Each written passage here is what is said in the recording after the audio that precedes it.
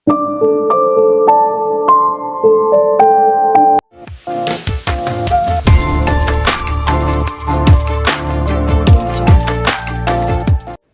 Peak வந்து சாராவை கொஞ்சம் பயமுறுத்தலாம் அப்படின்னு சொல்லிட்டு அந்த இடத்துல லாக் பண்ணிட்டு போவான். ஆனால் அவன் எதிர்பார்க்காத மாதிரி இடி விழுந்து அந்த இடத்துல நெருப்பிடிச்சுக்குது.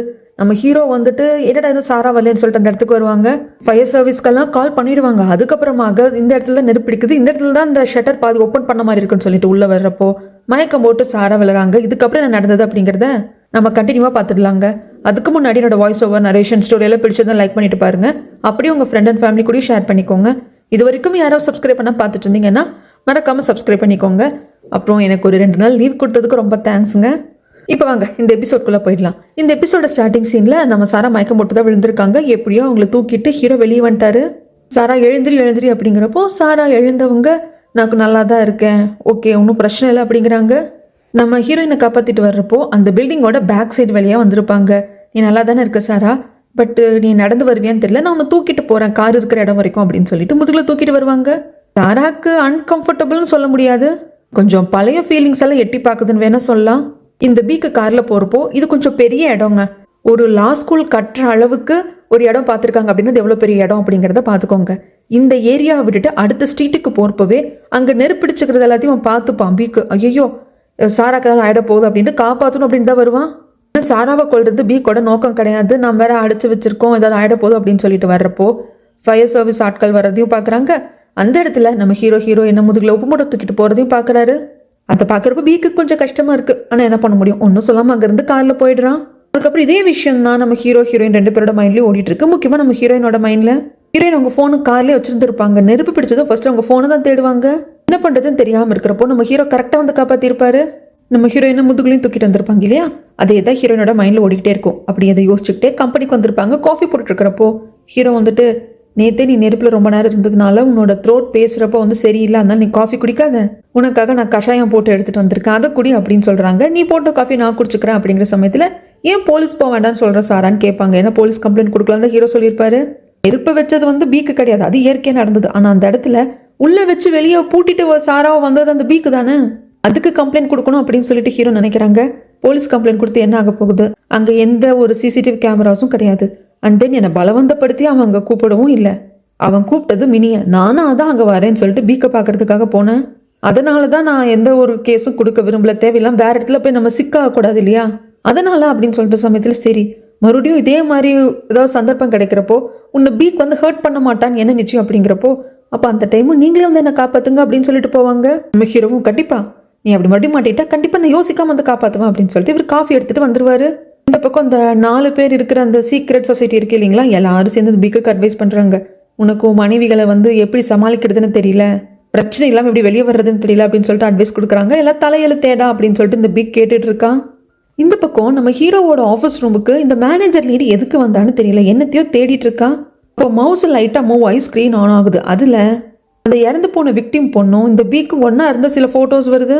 அதனால் இருக்கிற டைரி எடுத்து பார்க்குறப்போ ப்ரொஃபஸரோட ஃபோனை பீக் எடுத்துகிட்டு போயிருக்கான் அப்படிங்கிற மாதிரி சில நோட்ஸ் எழுதி வச்சிருக்கு. என்னடா ஏதோ புது கதையாக இருக்கிற மாதிரி இருக்கே அப்படின்னு சொல்லிட்டு இந்த லேடி யோசிச்சுக்கிட்டே இருக்கிறப்போ என்ன பண்ணிட்டு இருக்கீங்க மேனேஜர் அப்படின்னு சொல்லிட்டு நம்ம ஹீரோ கேட்டுட்டு வருவாங்க. அவள் அலேக்கா அந்த டைரியை மட்டும் அங்கே இருக்கிற சில ஃபைல்ஸ்குள்ளே வச்சு எடுத்துப்பா. ஒரு முக்கியமான ஃபைலை தேடி தான் வந்தேன், இதோ எடுத்துக்கிட்டேன் அப்படிங்கிறப்போ அப்படிங்களா சரிங்க போங்கன்னு சொல்லிடுவாங்க. அதுக்கப்புறம் இவ கேபினுக்கு வந்து உட்காந்துக்கிட்டு என்ன பிரச்சனை, இது என்ன ஏது அப்படிங்கிறத சர்ச் பண்ணி பாப்பா. இந்த விக்டிம் பொண்ணு இறந்ததா அந்த கேஸ் டீட்டெயில்ஸ் எல்லாம். அதுக்கப்புறமாக உனக்கு அந்த விக்டிம் பொண்ணுக்கு ஏதாவது சம்மந்தம் இருந்ததா, அந்த பொண்ணு கூட உனக்கு அஃபேர் இருந்தது தானே, ஆனால் நீ என்ன சொல்லியிருக்க, அந்த பொண்ணு இறந்து போனதுக்கு அப்புறமாக அவள் வந்து என்னை வந்து பின்தொடர்ந்துட்டு இருந்தா அப்படிங்கிற மாதிரி தான் நீ சொல்லியிருக்க. ஆனால் பீக் நீயும் அந்த பொண்ணு ஒன்றா இருந்த சில ஃபோட்டோஸ் எல்லாம் வந்துட்டு ஹீரோக்கு கிடச்சிருக்கு. ஆல்ரெடி உனக்கும் மினிக்கும் இடையில இருக்கிற டைவர்ஸ்லேயே பல பஞ்சாயத்துகள் போயிட்டு இருக்கு. ஒருவேளை நீ பழைய குப்பையை அவங்க யாரும் கிளறக்கூடாது அப்படின்னா அமைதியாக அவங்க கேட்குற அலுமினியை கொடுத்துட்டு நீ வந்து டைவர்ஸ் பேப்பரில் சைன் பண்ணி மினிக்கு கொடுக்குறதா நல்லது அப்படின்னு சொன்னதும் ஒன்றும் சொல்லாமல் எல்லாத்தையும் ஒவ்வொன்று கேட்டுக்கிட்டு அசிஸ்டன்ட் கிட்ட வந்துட்டு அந்த ஹீரோ மேலே ஒரு கண்ணுவை, அவன் இன்னும் அந்த இறந்து போன விக்டிம் பொண்ணோட கேஸை விசாரிச்சுட்டு தான் இருக்கான், அவன் மேலே ஒரு கண்ணவை அப்படின்னு சொல்கிறாங்க. ஹீரோயினோட மூடு வந்து இப்போ கொஞ்சம் பேலன்ஸ் இல்லாமல் இருக்குது. ஹீரோ தன்னை திடீர்னு வந்து காப்பாற்றினது, அந்த இடம் வந்து அவங்கள கொஞ்சம் டிஸ்டர்ப் பண்ணிக்கிட்டே இருக்கு. மீ இருக்காங்க இல்லையா, அவங்களோட ரெஸ்டாரண்ட்டுக்கு வந்துட்டு சாப்பிட்டு குடிச்சிட்டு உட்காந்துருக்காங்க. நம்ம ஹீரோவை கால் பண்ணி வர சொன்னதே மீ தான். நீங்கள் போய் பேசுங்க அப்படின்னு சொல்லி அனுப்பிச்சிக்கிறாங்க. என்னாச்சு ஏதாச்சும் வந்து கேட்குறதுக்கு ஒன்றும் இல்லை, நான் ரொம்ப சந்தோஷமாக இருக்கேன் அப்படிங்கிறாங்க. அப்புறம் தான் தெரிய வருது நீங்கள் வந்து குடிக்கிறதுக்கு இன்னொரு காரணமும் இருக்குது. அந்த பீக் வந்து டைவர்ஸ்க்கு ஒத்துக்கிட்டான். நாளைக்கு வந்து டைவர்ஸ் பேப்பரில் சைன் பண்ணிடுறேன், எவ்வளோ அலுமினி வந்து நீங்கள் கோட் பண்ணியிருக்கீங்களோ அதே கொடுத்துடுறேன் அப்படின்னு சொல்லியிருக்கான். இது ஒரு சின்ன வெற்றியாக இருந்தாலும் நான் என்னோட எக்ஸ் ஹஸ்பண்டை வந்து எதிர்த்து ஜெயிச்சிருக்கேன் அப்படிங்கிறது எனக்கு சந்தோஷமாக இருக்குது. ஓ அப்போ இதுக்காக தான் இப்படி ஓவராக குடிச்சு பார்ட்டி பண்ணிட்டு இருக்கேன் அப்படிங்கிறப்போ அது மட்டும் காரணம் இல்லை அப்படின்னு சொல்லிட்டு ஆல்ரெடி குடிச்ச அந்த போதை மயக்கத்தில் ஹீரோட தோல்ல சாஞ்சுப்பாங்க. இப்போ வேற என்ன காரணம், அதை சொல்லாமல் மயக்கமாயிட்டாலே அப்படிங்கிற மாதிரி தான் நம்ம ஹீரோக்கு இருக்கும். ஆனால் அது என்ன காரணம்னு நம்மளுக்கு தெரியும். லைட்டாக ஹீரோயின் ஹீரோ மேலே வச்சிருக்க அந்த ஃபீலிங்ஸில் டிஸ்டர்ப் ஆயிட்டாங்க. அடுத்த நாள் சைன் வாங்குறதுக்கு நம்ம ஹீரோ மட்டும்தான் போகிறாங்க. அந்த ஆள் சைன் பண்ணி கொடுத்துடுறான். அப்போ பீக் வந்துட்டு கேட்பான், எப்போவுமே உன் பார்ட்னரோட தான் வருவேன், ஏன் சாரா வரலையா அப்படின்னு சொல்லி கேட்குறதுக்கு அந்த சைன் பண்ண பேப்பர்ஸ் எல்லாம் எடுத்து வச்சுக்கிட்டு, இதை பாரு, இதுக்கப்புறம் நீ சாராவை ஹர்ட் பண்ணணும்னு நினச்சேன்னா அப்போ நான் மனுஷனாக இருக்க மாட்டேன் அப்படிங்கிறாங்க. இதெல்லாம் சொல்கிறதுக்கு நீ யாருப்பா, உனக்கு என்ன ரைட்ஸ் இருக்குது அப்படிங்கிறதுக்கு, ஏன்னா நான் அவளோட மேன், புரிஞ்சுதா அப்படின்னு சொல்லிட்டு அவன் வருவான். அதுக்கப்புறம் மினி வந்து ஆஃபீஸ்க்கு வருவாங்க. நம்ம ஹீரோயினை பார்த்து பேசுவாங்க. மினிக்கும் ரொம்ப சந்தோஷம், நம்ம ஹீரோயினுக்கும் சந்தோஷம். மினி வந்து தேங்க்ஸ் சொல்லிட்டு இருக்கிறப்போ அந்த இடத்துல இவங்க 2 பேருக்கும் ஒரு காலத்துல மாமியாரா இருந்தவ வர்றவ ஃபர்ஸ்ட் பொல்லிர்னு கொடுக்கறது நம்ம ஹீரோயினுக்கு தான். அடுத்தது அதை பார்த்துட்டு மினி கேட்கறா, இப்போ எதுக்கு அவங்களை அடிச்சிங்க அப்படிங்க, அடிக்கிறதா இருந்தா என்னதான் சொல்லி வாயை மூடுறதுக்குள்ள மினிக்கும் பல்லாருன்னு ஒரு அப்பு கிடைக்குது. நம்ம ஹீரோயினுக்குள்ள கோவம் வந்துடுது, அடிக்கிறதுக்கு கையை ஓங்கிடுறாங்க. அப்படியே மாமியார் பார்த்துட்டு நீ உன் கண்ட்ரோலை மொத்தமாக லூஸ் பண்ணிட்ட அப்படிங்கிறாங்க. நம்ம ஹீரோயின் அப்படியே சுதாரிச்சுக்கிட்டு, ஆமா உங்களுக்கு எதிராக யாராவது ஏதாவது பண்ணாங்கன்னா உன் கண்ட்ரோல்லையே நீ இல்லை, கண்ட்ரோலை லூஸ் பண்ணிட்ட அப்படின்னு சொல்வீங்க. அப்போ இப்போ எங்கள் 2 பேரும் நீங்கள் அடிச்சிங்களே, நீங்கள் மட்டும் என்ன கண்ட்ரோல்லையா இருந்தீங்க அப்படிங்கிறப்ப அப்போ தான் ஹீரோ வந்து உள்ளே வருவார். இதெல்லாத்தையும் பார்த்தவர், நீங்கள் ஃபர்ஸ்ட் மன்னிப்பு கேளுங்க அப்படின்னு சொல்லிட்டு அந்த மாமியார்காரிக்கிட்ட சொல்லுவாங்க. அவள் கல் மாதிரி நிற்பா. நம்ம ஹீரோயின் சொல்லுவாங்க, நீங்கள் மன்னிப்பு கேட்கலனாலும் கேட்கும்படி நான் வச்சுடுவேன், ஏன்னா எங்கள் சிசிடிவி கேமராஸ் இருக்குது அப்படிங்கிற சமயத்தில் மன்னிப்பு தான் நான் கேட்குறேன், ஆனால் ஞாபகம் வச்சுக்கோ, உன் வாழ்க்கையை நரகமாக மாற்றி காட்டுறேன் அப்படின்னு சொல்லிட்டு அங்கேருந்து போயிடுவா. மினி கொஞ்சம் ஆடி போயிடுவா. என்னாச்சு ஏதாச்சும் நம்ம ஹீரோயின் பார்த்துக்கிட்டே இருக்கிறப்போ ஹீரோ வந்து நீ ஓகேவா இருக்கேன்னு ஹீரோயினை பார்த்து கேட்பாங்க. ஆனால் மினி இருந்துட்டு இது வரைக்கும் எனக்கு யாருமே இப்படி அரைஞ்சதே இல்லை, இதுதான் என் லைஃப்பில் ஃபர்ஸ்ட் டைம் அப்படிங்கிறப்ப நம்ம ஹீரோயின் வந்து இதுதான் கடைசி வாட்டியும் கூட, இந்த மாதிரி மாமியார் நீங்கள் எதுக்கு பார்க்க போகணும், எல்லாம் இதோட ஒழிஞ்சுதுன்னு நினச்சிக்கோங்க அப்படிங்கிறாங்க. இப்படி இந்த மாமியார்காரிங்க வந்து பிரச்சனையை கிரியேட் பண்ணது இந்த பீக்குக்கு தெரிஞ்சு போச்சு. அம்மா என் விஷயத்துலேருந்து தள்ளிடுமா, நான் பார்த்துக்கிறேன் அப்படிங்கிறப்போ, என்னடா தள்ளி இருக்கிறது, நீ பாட்டுக்கு உன் பொண்ணாடி டைவர்ஸ் பண்ணுறதுக்கு அலுமினி கொடுத்துட்டு வந்திருக்க, என்கிட்ட என்ன சொன்ன, டைவர்ஸ் பண்ணுறதுல உண்மையில கில்ட் வர பார்த்துப்பேன்னு சொன்னேன் இல்லையா, அவளுக்கு அலுமினி கொடுக்க மாட்டேன்னு சொன்னேன் இல்லையா அப்படிங்கிறதுக்கு, அம்மா இது பாரு இது வேற விஷயம், மினி வந்து சாரா கிட்ட போயிட்டாமா, எனக்கு கிட்ட அவள் டைவர்ஸ் வாங்குறதுக்கு அவள் சாரா கிட்ட போயிட்டா அப்படிங்கிறப்போ, ஸோ அப்போ இன்னும் உனக்கு சாரா மேலே ஃபீலிங்ஸ் இருக்கா, நான் சொல்கிறதுல ஏமா குதர்க்கமாகவே புரிஞ்சுக்கிறேன். சாராவால் 5 வருஷத்துக்கு லாயராக ப்ராக்டிஸ் பண்ண முடியாது. ஆனால் மினியோட டைவர்ஸ் கேஸ்க்கு லாயராக அந்த ஹீரோ தான் ஆஜராயிருப்பான். அவன் தான் அந்த மேலேருந்து கீழே விழுந்தார் இல்லையா ப்ரொஃபஸர், அந்த கேஸையும் இறந்து போன விக்டிம் பொண்ணோட கேஸையும் ஹேண்டில் பண்ணிட்டு இருக்கான். அப்போது சாராவும் ஹீரோவும் சேர்ந்து வேலை செய்யுது உனக்காகவா, உன்னை கவுக்கணும் அப்படிங்கிறதுக்காகவா அப்படிங்கிற சமயத்தில் அப்படியே ஒரு மாதிரி டென்ஷன் ஆகிடும் பீக்குக்கு. அம்மா நீ சொன்ன மாதிரி தான் எல்லாத்தையும் நான் செஞ்சேன், சாராவை டைவர்ஸ் பண்ண சொன்னேன், அதையும் பண்ணேன், கண்மூடித்தனமாக மினியை நீ கட்டிக்கோடா அப்படின்னு சொன்னேன், அதையும் நான் பண்ணேன், இது எல்லா பிரச்சனைக்கும் நீ தான்மா காரணம்னு சொல்லிட்டு வந்துடுவான். இவ கத்துவா, அது சொல்லுடா நின்று பேசிட்டு போடா, இப்போ எல்லா பிரச்சனைக்கும் நான் தான் காரணமா அப்படின்னு சொல்லிட்டு பீக் பாட்டுக்கு வந்துடுவான். இங்கே சொல்யூஷன் ஆஃபீஸை தான் காட்டுறாங்க. அடுத்த ஒரு கேஸ் வந்திருக்கு, டைவர்ஸ் கேஸ். இதில் வந்து அந்த ஒய்ஃப் தான் வந்து அணுகிருக்காங்க, எனக்கு என் ஹஸ்பண்ட் கிட்ட இருந்து டைவர்ஸ் வேணும்னு சொல்லிட்டு அது பற்றின டீட்டெயில்ஸ் எல்லாத்தையும் தான் அந்த டிடெக்டிவ் லேடி சொல்லிட்டு இருக்காங்க. ஒய்ஃப் வந்துட்டு சேனல் வச்சுருக்காங்க, இன்ஃப்ளூயன்சராக இருக்காங்க, அவங்க ஹஸ்பண்டோட சேர்ந்து எடுத்த வீடியோஸ்லாம் போஸ்ட் பண்ணுவாங்க, டெய்லியும் விளாக் எடுத்து போஸ்ட் பண்ணுவாங்க இல்லையா, ஸோ அந்த மாதிரியான வீடியோஸ் தான். அவர் ஹஸ்பண்ட் வந்து வீல் சேரில் தான் இருப்பார், அவரால் நடக்க முடியாது. நான் இல்லாத நேரத்தில் என்னமோ எடுக்க போய் என் ஹஸ்பண்ட் விழுந்துட்டாரு, அவருக்கு பாவம் தலையில் அடிபட்டுருச்சு அப்படின்னு சொல்லிட்டு என் ஹஸ்பண்ட் ஏன் இப்படி எல்லாம் பண்ணுறாருனே தெரியல அப்படின்னு அவங்களையும் உட்கார வச்சுக்கிட்டு ரொம்ப பேம்பர் பண்ணி பார்த்துக்கிற மாதிரி அது வீடியோ எடுத்து போஸ்ட் பண்ணியிருப்பா. இதெல்லாம் பார்த்துட்டு இருக்கிறப்போ ஹவு ஸ்வீட் ஹவு பியூட்டிஃபுல் அப்படின்னு தான் நான் தோணும். அதே தான் இங்கே இருக்கிற எல்லாருக்கும் தோணுது. அந்த சமயத்தில் தான் டீட்டெயில்ஸ் எல்லாத்தையும் ஹேக்கர் படிக்கிறாங்க. இந்த ஹஸ்பண்ட் ஹார்வர்ட் யூனிவர்சிட்டி யூஎஸில் படிச்சிருக்காரு. அப்போல்லாம் அவர் நல்லா தான் இருந்திருக்காரு. ஒரு கார் ஆக்சிடென்ட் நடந்திருக்கு, அதில் தான் இடுப்புக்கு கீழே அவருக்கு வந்து பேரலைஸ் ஆயிருக்கு. சரி இவங்க 2 பேரும் எப்படி மீட் பண்ணிட்டாங்க, கல்யாணம் பண்ணிக்கிட்டாங்க அப்படிங்கிறப்போ ஒரு ரியாலிட்டி டேட்டிங் ஷோவில் மீட் பண்ணியிருந்திருக்காங்க. பார்த்தோன்னா ஒருத்தருக்கு ஒருத்தர் பிடிச்சி போச்சு. அந்த ஷோ முடிஞ்ச 4 மாதத்துல இவங்க கல்யாணம் பண்ணியிருந்திருக்காங்க. அது மட்டும் இல்லாமல் இந்த பொண்ணோட ஹஸ்பண்ட் வந்துட்டு பிஸ்னஸ் பண்ணுறாரு, நல்லா தான் ஏர்ன் பண்ணிட்டு இருக்காங்க, நல்லா லைஃப்பை தான் லீட் பண்ணிட்டு இருக்காங்க. சரி டைவர்ஸ் வேணுங்கிறத ஒய்ஃப் தான் கேட்டிருக்கா, அதுக்கான ரீசன் என்ன கொடுத்துருக்கா அப்படிங்கிறப்போ இந்த பொண்ணோட ஹஸ்பண்ட் இவளை பார்த்து ஜெலஸ் ஆகுறாங்களம்மா, தன்னால் நடக்க முடியல, பட் தன் மனைவி வந்து ரொம்ப சுதந்திரமா இருக்கா, அவளுக்கு பிடிச்ச இடத்துக்கு அவளா போயிட்டு வர்றா, அதெல்லாம் வந்து அவருக்கு ஒரு ஜெலஸை கொடுத்துருக்கான். அது மட்டும் இல்லாமல் ஹஸ்பண்ட் இல்லாமல் வெளியே எங்காவது போயிட்டு வந்தா அப்படின்னா அதை தப்பாக புரிஞ்சுக்கிட்டு தப்பாக கேள்விகள் கேட்குறாராமா. ஸோ இதுதான் ரீசனாக சொல்லியிருக்காங்க. இந்த ஒய்ஃபுக்கு நான் சுவின்னு பேர் வைக்கிறேங்க, சுவியோட ஹஸ்பண்ட் அப்படின்னு சொல்லி மென்ஷன் பண்ணி சொல்கிறேன். இப்படி இவங்க இது எல்லாத்தையும் பார்த்துட்டு இருக்காங்களா, அப்போ தான் நம்ம ஹீரோ வருவாங்க. ஒரு இந்த கேஸில் நம்மக்கிட்ட டைவர்ஸ் கேட்டு வந்து நிற்கிறது ஹஸ்பண்டா ஒய்ஃபா அப்படிங்கிறப்ப நம்ம ஹீரோயின் ஒய்ஃபு உங்கள் பேர் வந்துட்டு சுவி, இந்த கேஸை நம்ம எடுத்துக்க போகிறோமா அப்படின்னு சொல்லிட்டு கேட்குறாங்க. இல்லை நான் ஃபஸ்ட்டு போய் அந்த சுவிங்கிற பொண்ணு மீட் பண்ணணும் அப்படிங்கிற சமயத்தில் ஆக்சுவலாக மீட் பண்ண வர சொல்லிட்டாங்க. கரெக்டாக சுவியும் வருவா. ஆனால் வந்த சுவிக்கு நம்ம ஹீரோவை தெரிஞ்சிருக்கு. வந்ததுமே நம்ம ஹீரோவை பார்த்துட்டு கிஜூன் நல்லா இருக்கீங்களா அப்படின்னு சொல்லிட்டு சிரிச்சு சிரிச்சு பேசுவா. நம்ம ஹீரோயின் வந்து நின்றுட்டு இந்த சொல்யூஷனோட டீம் லீடரே நான் தாமா, என்னோட பேர் வந்து சாரா அப்படின்னு சொன்னாலும் அந்த சுவியோட கண் பார்வை ஹீரோயின் கிட்டேயே வரல, ஹீரோ கிட்டேயே நிற்குது. எப்போவுமே கிளைண்ட் யாராவது வந்தாங்கன்னு தனியாக ஒரு ரூமில் உட்காந்து பேசுவாங்க இல்லையா, அங்கே கூட அந்த பொண்ணு வச்சக்கண்ணு வாங்காமல் ஹீரோவை தான் பார்த்துட்டு இருக்கா. அதை ஹீரோயின் நோட்டீஸ் பண்ணுறாங்க. கொஞ்சம் நேரம் பொறுமையாக பார்த்துக்கிட்டே இருக்காங்க.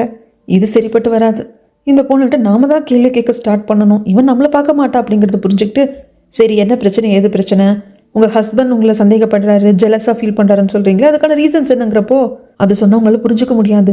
உங்களை யாராவது கண்காணிக்கிறாங்க அப்படிங்கிறப்போ அதுக்கு நீங்கள் விக்டிமாக இருந்தால் மட்டும்தான் உங்களால் அதை ஃபீல் பண்ண முடியும் அப்படிங்கிறாங்க. அப்படி என்னமா கண்காணிச்சாங்க அப்படிங்கிற சமயத்தில் தான் ஒரு வாட்டி காரை கொண்டே கராஜில் விட்டுருப்பா. அப்படி காரை வந்து சரி பண்ணுறதுக்காக பார்த்துட்டு இருந்தவங்க ஒரு டிவைஸ் எடுத்து கொடுத்துருந்துருப்பாங்க. இவளுக்கு ஒன்றும் புரிஞ்சிருக்காது சுவி, இது என்னதுன்னு கேட்குறதுக்கு லொக்கேஷன் ட்ராக்கர் மேம் அப்படின்னு சொல்லியிருப்பாங்க. இது என் காரில் ஏன் இருக்குது அப்படின்னு சொல்லிட்டு யோசிச்சிருப்பா. வீட்டில் இருக்கிறது 2 பேர், ஒன்றா அதை நான் ஃபிக்ஸ் பண்ணியிருக்கணும், நான் இல்லைனா அப்போ என் ஹஸ்பண்ட் தானே, நான் எங்கே போகிறேன் வரேங்கிறத அவர் நோட் பண்ணிட்டு இருக்காரு. சரி அப்படி நீங்கள் எங்கே போகிறீங்க வரீங்கன்னு அவர் நோட் பண்ண வேண்டிய அவசியம் என்ன அப்படிங்கிறப்போ இல்லை எனக்கு செலவுக்கு அவர் நிறைய பணம் கொடுப்பாரு, அந்த பணத்தை வச்சு நான் அதிகமாக செலவு பண்ணி நான் அவருக்கு ஏதோ சீட்டிங் பண்ணுறேன் போல இருக்குது, வேறு யாராவது கூட சுற்றுலன்னு நினைக்கிறாரு, அதனால தான் லொக்கேஷன் டிவைஸை வச்சு என்னை ட்ராக் பண்ணியிருக்காரு அப்படின்னு சொல்கிற சமயத்தில் சரி அப்போது மாதம் மாதம் உங்களுக்கு எவ்வளோ தான் செலவு கொடுப்பாங்க அப்படிங்கிறப்போ வாழ்வாதாரத்துக்கு அதாவது சாப்பிட்றதுக்கு வீட்டு செலவு இதெல்லாம் தவிர்த்து மாதம் ஒரு 50,000 ரூபாய் செலவுக்கு கொடுப்பாரு அப்படிங்கிறப்போ நம்ம ஹீரோயின் அப்படியே மேலேயும் கிளியும் பார்ப்பாங்க. ஏன் எனக்கு 50,000 தான் ஒரு மாதம் செலவு கொடுக்குறாருங்கிறத எடுத்துக்க முடியாதா? எடுத்துக்க முடியாது. ஏன்னா வீட்டு செலவு உங்களுக்கான சாப்பாட்டு செலவெல்லாம் தவிர்த்து உங்கள் கை செலவுக்கு மட்டும் 50,000 ரூபாய் கொடுக்குறாங்க அப்படின்னா என்ன மேடம் அப்படிங்கிறாங்க.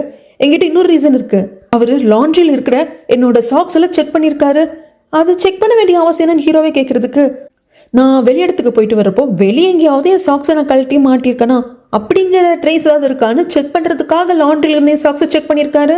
இது ஒரு நல்ல சரியான காரணம் தானே அப்படிங்கிறதுக்கு ஹீரோயின் அதுக்கும் மறைக்கிறாங்க. அவங்க ஹஸ்பண்ட் சாக்ஸை செக் பண்ணாரு அப்படிங்கிறதுக்கு என்ன எவிடன்ஸ் இருக்குது?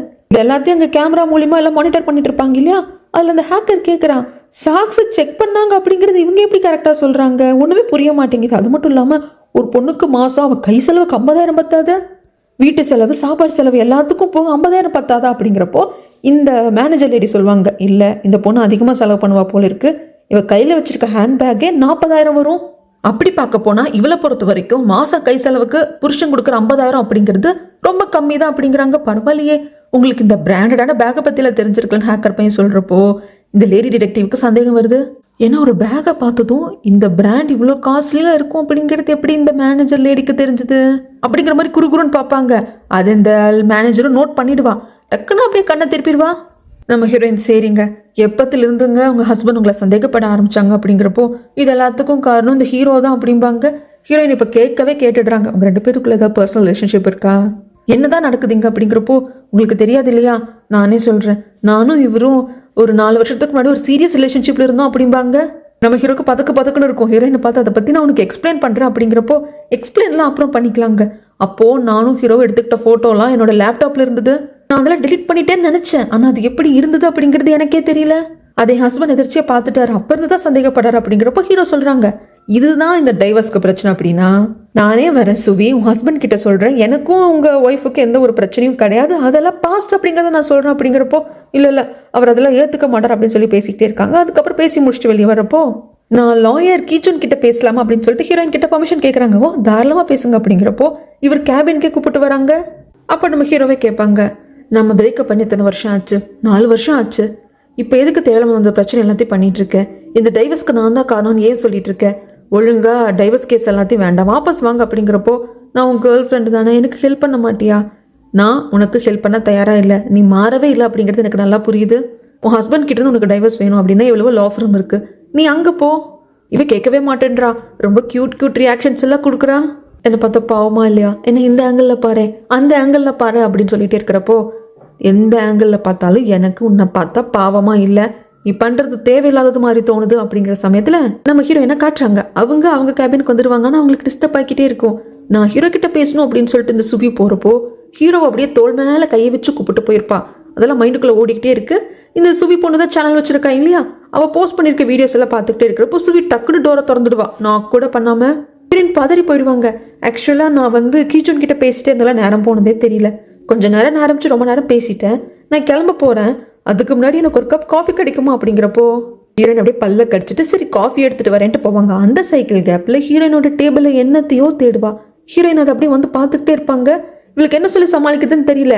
சமாளிக்கிறதுக்கு அவள் யோசிக்கவும் இல்லை. ஹீரோயின் கையில் இருக்கிற காஃபியை டக்குன்னு வாங்குறப்ப கரெக்டாக ஹீரோவும் வருவாங்க.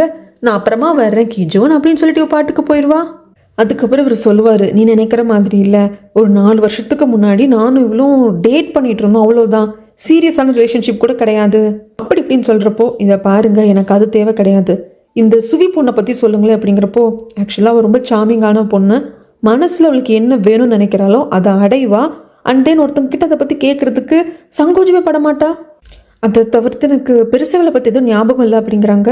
ஞாபகம் இல்லையா, அப்போது உங்களுக்கு எத்தனை பொண்ணுங்களை தெரியும், அவ்வளோ ஞாபகம் இல்லாமல் இவளை பற்றி போகிறதுக்கு அப்படின்னு கேட்குறப்போ எனக்கு சாரா அப்படிங்கிற பொண்ணை தவிர்த்து வேறு யாரை பற்றி ஞாபகம் இல்லை அப்படின்னு சொல்லிட்டு அப்படியே சைடில் கேப்பில் அப்படியே ஒரு பிட்டு மாதிரி போடுவார்.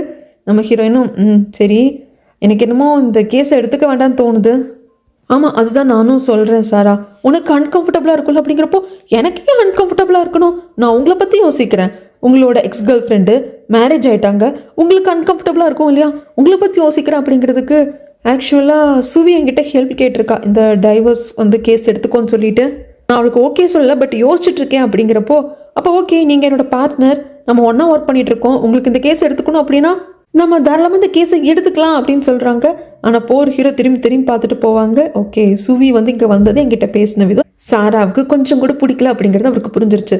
அதுக்கப்புறமாக அடுத்த நாள் இன்னொரு வீடியோ போஸ்ட் பண்ணுறான் இந்த சுவி. அதில் என் ஹஸ்பண்ட் வந்து டக்குன்னு சுடுதண்ணி எடுக்கிறப்ப கையில் கொட்டிக்கிட்டாரு, ஏங்க நான் இல்லாமல் இந்த வேலையெல்லாம் நீங்கள் பண்ணுறீங்க, காட்டுங்க நான் மருந்து போட்டு விடுறான் அப்படின்னு சொல்லிட்டு மருந்து போட்டு விடுறான்.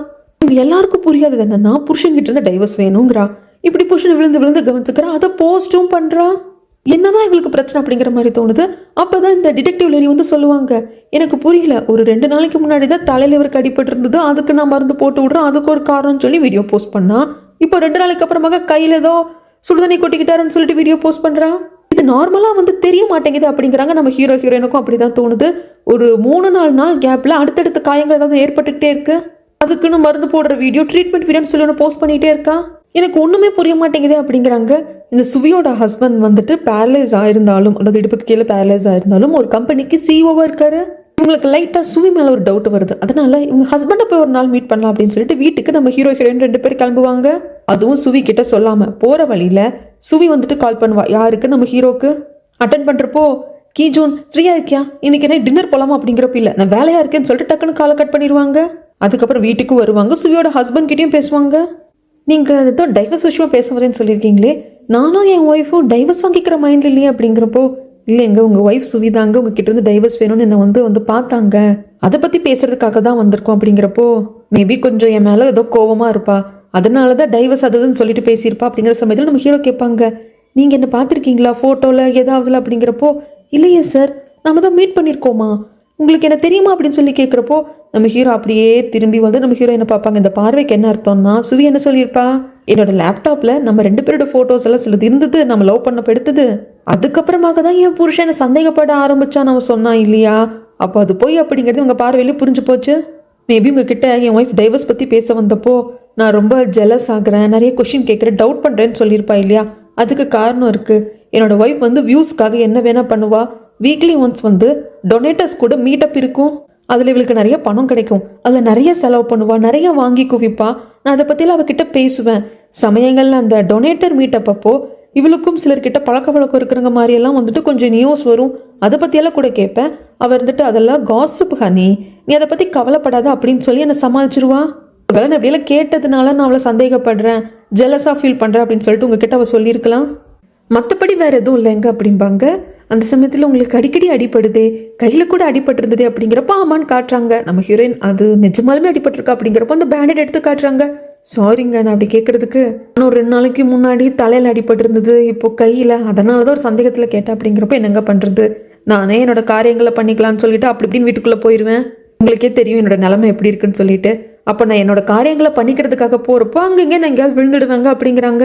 சரி சார் நாங்கள் கிளம்புறோம் அப்படின்னு சொல்லிட்டு வெளியே வராங்க. வெளியே வரப்போ நம்ம ஹீரோ ஹீரோயின் பேசிக்கிட்டே தான் வருவாங்க. 2 பேரில் யார் போய் சொல்கிறாங்க அப்படிங்கிறப்போ அதை கன்ஃபார்மாக சொல்ல முடியல. ஆனால் இப்பொழுதுக்கு சுவி போய் சொல்கிறான்னு நான் வந்து நம்புகிறேன். அதுக்கு காரணம் உங்கள் ஃபோட்டோவை பார்த்ததுல தான் புருஷன் ஜெலஸ் ஆனான்னு சொன்னது போய், அதனால அந்த சுவியை பற்றி தான் எனக்கு இப்போ டவுட்டாகவே இருக்குன்னு ஹீரோயின் சொல்லிட்டு இருக்கிறப்போ ஹீரோவும் எஸ் நானும் அதே தான் சேம் திங்கிங் தான் அப்படிங்கிற சமயத்தில் அப்போ தான் சுவி வந்து கரெக்டாக காரை கொண்டு வந்து நிறுத்துகிற ஸ்டேஜ். நீங்கள் 2 பேரும் இங்கே என்ன பண்ணிட்டு இருக்கீங்க? என் ஹஸ்பண்டை பார்க்க வந்தீங்களா? எனக்கே தெரியாமையா? கீஜூன் நீ என்னை நம்பவே இல்லையா? ஏன் சந்தேகப்படுற அப்படிங்கிறப்போ இதை பாருங்க, எல்லா விஷயத்தையும் கிளியராக பார்க்கறது அப்படிங்கிறது ஒரு ப்ரொசீஜர். சும்மா கண்மூடித்தனமாக நீங்கள் டைவர்ஸ் கேட்டதும் வந்து எடுத்துக்க முடியாது. அதுக்காக தான் நாங்கள் வந்தோம். அதுக்கு உங்கள் அனுமதி வேணுங்கிற அவசியம் இல்லை. உங்கள் ஹஸ்பண்டை பார்த்து பேசத்தானே வந்தோம், வேற என்ன அப்படின்னு சொல்லி பேசிகிட்டே இருப்பாங்க. சரி சரி நீ வேணா போய்க்கோ, நான் கீஜூன் கிட்ட பேசணும் அப்படிங்கிற சமயத்தில் ஹீரோயின் வந்துட்டு நீங்கள் பேசிட்டு வாங்க, நான் கேப் ஏதாவது பிடிச்சி போய்க்கிறேன் அப்படின்னு சொல்லிட்டு ஃபோன் பண்ணி கேபை வர வச்சு கேபில் நம்ம ஹீரோயின் போவாங்க. அப்போ கூட நம்ம ஹீரோயின் வந்து பார்க்கணும் அப்படிங்கிறதுக்காகவே நம்ம ஹீரோவோட கையை கோத்துக்கிட்டு இந்த சுவி நிப்பா. ஹீரோக்கெல்லாம் பயங்கர கடுப்பாயிடும். இப்போ உனக்கு என்னதான் பிரச்சனை அப்படிங்கிறப்போ நான் நீ வெளியே போய் சாப்பிட்லாம், ரொம்ப நாள் ஆச்சு உங்க கூட பேசி மனசு விட்டு பேசி அப்படிங்கிறப்போ இதை பாரு சுவி, நீ பேசுகிற விஷயம் கொஞ்சம் கூட சரியாகவே கிடையாது. உன் டைவர்ஸ் கேஸ் எடுத்துக்க சொன்னேன், அது சம்மந்தமாக பார்த்துக்கிட்டு இருக்கேன். அது என்ன ஏதுங்கிறது மட்டும் பேசலாம், அவ்வளோதான் எனக்கும் உனக்கும் இடையில இருக்கிற சம்பந்தம். நான் லாயர், நீ கிளைண்ட், புரிஞ்சுதா அப்படின்னு சொல்லிட்டு ஒரு கார் எடுத்துட்டு வந்துருவாரு. அப்படி நம்ம ஹீரோ போனதும் யாருக்கோ கால் பண்ணுவா இந்த சுவி. நான் தான் சொன்னேன்ல அந்த கீஜூனை மயக்க முடியாது மடக்க முடியாதுன்னு சொல்லிட்டு, நீங்க என்ன டார்ச்சர் பண்றீங்க அப்படின்னு சொல்லிட்டு யாரோ கிட்ட பேசிட்டு வரா. அது வேற யாரோ கிடையாதுங்க, இந்த பீக்கு தான். பீக்கோட அசிஸ்டன்ட் கையில தான் ஃபோன் இருக்கும், ஸ்பீக்கர்ல போட்டிருக்கும். என் தலையெல்லாம் வலிக்குது, எனக்கு என் ஹஸ்பண்ட் கிட்ட இருந்து டைவர்ஸ் வாங்கிக்கவே வேண்டாம், நீ இதை நிறைய பணம் கொடுக்குறேன்னு சொல்லிட்டு இந்த நாடகம் ஆட சொன்ன அப்படிங்கிற சமயத்துல பிகே ஃபோனை கையில வாங்கி, இதை பாரு உனக்கு நான் கொடுக்குறேன்னு சொன்ன பணத்துக்கு விட எக்ஸ்ட்ரா 20% பணம் சேர்த்து கொடுக்குறேன். நீ அந்த ஹீரோவை எப்படியாவது மயக்கி அவங்க கூட ஸ்லீப் பண்ணிடணும், அதுக்கான எவிடன்ஸையும் கிரியேட் பண்ணிடணும், அவ்வளோதான் அப்படின்னு சொல்லிட்டு ஃபோனை கட் பண்ணிடுவான். இப்போ நம்மளுக்கு தெளிவாக புரிஞ்சு போச்சு, சுவியை வச்சு நம்ம ஹீரோவுக்கு டார்கெட் பண்ணிட்டு இருக்கிறது இந்த பீக்கு தான் சொல்லிட்டு. இங்கே சீனை அப்படியே கட் பண்ணால் நம்ம ஹீரோயின் வந்து கம்பெனியை விட்டு வேலை முடிச்சு வராங்க. அந்த சமயத்தில் அவங்களுக்கு தோணுது, அவன் கையை கோத்துட்டு நின்னது எனக்கு பிடிக்கலையே அப்படிங்கிற மாதிரி தோணுது. நான் இதை பற்றி கேர் பண்ணிட்டு வெளியே வர்றப்போ ஹீரோயின் ஃப்ரெண்டு வந்து கால் பண்ணுறாங்க. உனக்கு ஒன்று தெரியுமா, பெரிய பெரிய லா ஃபிரம் 3 லா ஃபிரம்லேருந்து ஹீரோக்கு கால் வந்திருக்காங்க, வந்து ஜாயின் பண்ணிக்கோங்கன்னு சொல்லி. ஆனால் அதை எல்லாத்தையும் விட்டுட்டு நீ ஒர்க் பண்ணிட்டு இருக்க, அதாவது நீ டீம் லீடராக இருக்கிற இந்த சொல்யூஷனுக்கு வந்து அவர் ஏன் ஜாயின் பண்ணார் தெரியுமா? கண்டிப்பாக அது உனக்காக தாண்டி. அந்த காதல், அந்த முகம், உன் மேலே அவர் அவ்வளோ காதல் வச்சிருக்காரு அப்படிங்கிறப்போ ஃபர்ஸ்ட் ஃபோன் காலை கட் பண்ணிடு, எனக்கு வேலை இருக்குது அப்படின்னு சொல்லி கட் பண்ணிடுவாங்க. ஆனால் ஃப்ரெண்டு சொன்ன விஷயம் மைண்டுக்குள்ளே ஓடிக்கிட்டே இருக்கு. 3 லா ஃபிரம்லேருந்து இவருக்கு வந்து ஜாயின் பண்ணிக்கோங்கன்னு கால் வந்தோம், ஏன் இங்கே வந்து ஜாயின் பண்ணார் அப்படின்னு சொல்லிட்டு அப்படியே அந்த ரூமை பார்க்குறாங்க. லைட் எரியுது, ஸோ ஹீரோ கேபினில் தான் இருப்பார் அப்படின்னு சொல்லிட்டு அவர்கிட்ட பேசலான்னு சொல்லிட்டு வராங்க. இங்கே கேபினை காட்டினா அதுதான் 20% ஏற்கனவே பேசின பணத்தை விட அதிகமாக கொடுக்குறேன்னு பீக் சொல்லியிருக்கான் இல்லையா? அதனால வைன் ஊற்றி கொடுத்து எப்படியாவது ஹீரோவை செடியூஸ் பண்ணி ஹீரோ கூட ஒன்றா இருந்துடணுங்கிறதுக்காக சுவி படாத பாடுபடுறா. இன்னைக்கு ஒரு நாள் என் மன அமைதிக்காக, என்னோட கஷ்டங்கள் தீர்றதுக்காக என் கூட இரு, இந்த நைட்டு நாம தான் ஸ்பெண்ட் பண்ணணும் அப்படிங்கிறப்போ இதை பாரு சுவி, நீ ஏன் இப்படி பண்ணுறேன்னே எனக்கு புரியல. நானும் நீயும் லவ் பண்ணோம், பிரேக்கப் ஆயிடுச்சு, அது 4 வருஷத்துக்கு முன்னாடி. அது லவ்னு கூட சொல்ல முடியாது, பேசி பழகி பார்த்தோம், டேட் பண்ணோம், அவ்வளோதான். ஆனால் இப்போ என்னமோ நீ என் மேலே உயிரியே வச்சிருக்கிற மாதிரி வந்து என்னென்னமோ பேசிகிட்டு இருக்கேன், எனக்காக தான் ஹஸ்பண்டை டைவர்ஸ் பண்ணுற மாதிரிலாம் பேசிகிட்டு இருக்கேன், எனக்கு புரியல, உனக்கு என்னதான் ஆச்சு அப்படிங்கிற சமயத்தில் நம்ம ஹீரோயின் வர்றது இந்த சுவி பார்த்துடுவா. அதனால டக்குன்னு ஹீரோ கிட்ட க்ளோஸாக மூவ் பண்ணுற மாதிரி பண்ணிடுவா. நம்ம ஹீரோயின் சே இதுக்கு மேலே இங்கே வர்றது அநாகரிகம் சச்சா அப்படின்னு சொல்லிட்டு டக்குன்னு திரும்பி அவங்க பாட்டுக்கு போயிடுவாங்க. ஹீரோக்கு இது எதுவுமே தெரியாது. என்ன பண்ணிட்டு இருக்க சுவி அப்படின்னு சொல்லிட்டு, எனக்கு வேண்டாம், பிடிக்கல, போ, கெட் அவுட் அப்படிங்கிறப்போ கீஜூன் பாரு, நான் சுவி எவ்வளோ இருந்தாலும் என்ன போடி வெளியே அப்படின்னு சொல்லிடுவாங்க.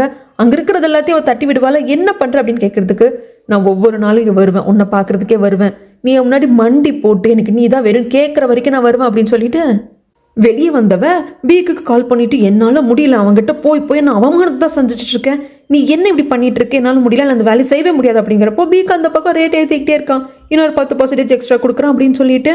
ஆனால் இதை நம்ம ஹீரோயின் கேட்டுடுறாங்க. ஸோ இதுக்கு பின்னாடி இருக்கிறது என் மாமியாக்காரியோட லா ஃபிரம் பீக்கு தான் அப்படின்னதும் இவளுக்கு ஒரு மாதிரி ஆயிடுது சுவிக்கு.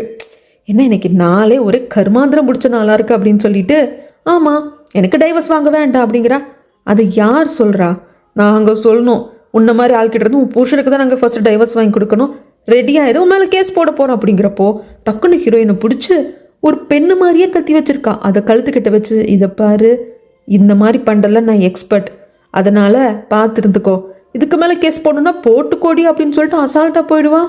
நம்ம ஹீரோயின் வீட்டுக்கு போகாமல் எகெயின் ஆஃபீஸ்க்குள்ளே வருவாங்க. ஹீரோவோட கேபினுக்கு வந்துட்டு சொல்லுவாங்க, ஆக்சுவலாக ஏன் திடீர்னு சுவி இப்படி டைவர்ஸ் வேணும்னு கேட்குறா, அவளோட பிஹேவியரே வியர்டாக இருக்குது அப்படின்னு எனக்கு யோசனை இருந்துகிட்டே இருந்தது. இப்போ எனக்கு கிளாரிட்டியாக புரிஞ்சு போச்சு. என்னோட எக்ஸ் ஹஸ்பண்ட் பிக்கு தான் இவளை வந்து ஏவி விட்டுருக்கான், உங்களை வந்து செடியூஸ் பண்ண சொல்லி. அவங்கக்கிட்ட க்ளோஸாக இருக்கிறதுக்கு ஏதோ ஒரு காரணம் இருக்குது, ஆனால் அது ஏன் என் புருஷன் பண்ணுறான் அப்படிங்கிறது எனக்கு புரியல. மேபி நீங்கள் இங்கே ஒர்க் பண்ணுறது பிக்கு பிடிக்கல போல இருக்குது, அதனால அப்படிலாம் பண்ணுறான் போல இருக்குது. ஸோ நம்ம சுவியோட கேஸை விட்டுடலாம், அதை வேறு மாதிரி தான் நம்ம பார்க்கணும் அப்படிங்கிறாங்க. நம்ம ஹீரோவும் எல்லாத்தையும் கேட்டுட்டு புரிஞ்சுக்கிட்டு அந்த புக்ஸ் எல்லாம் தள்ளி விட்டு போயிருப்பா இல்லையா சுவி, அதெல்லாம் ஒவ்வொன்றா எடுத்து வைக்கிறப்போ ஹீரோயினுக்கு ஹெல்ப் பண்ணுவாங்க. அப்போ டைரெக்டாகவே நம்ம ஹீரோயின் கேட்பாங்க, நீங்கள் இந்த சொல்யூஷன் டீமில் வந்து சேர்ந்ததுக்கு ஏதாவது ஒரு காரணம் இருக்கா?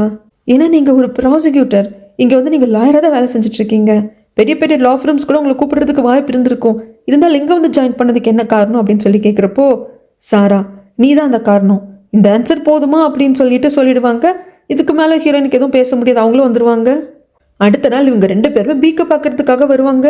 எதுக்கு சுவியை ஏவி விட்டு இந்த வேலையில் பார்த்துட்டு இருக்கா அப்படின்னதும் பீக்குக்கு அப்படியே படப்படன்னு ஆயிடும், இவங்க எப்படா கண்டுபிடிச்சாங்க அப்படின்னு சொல்லிட்டு.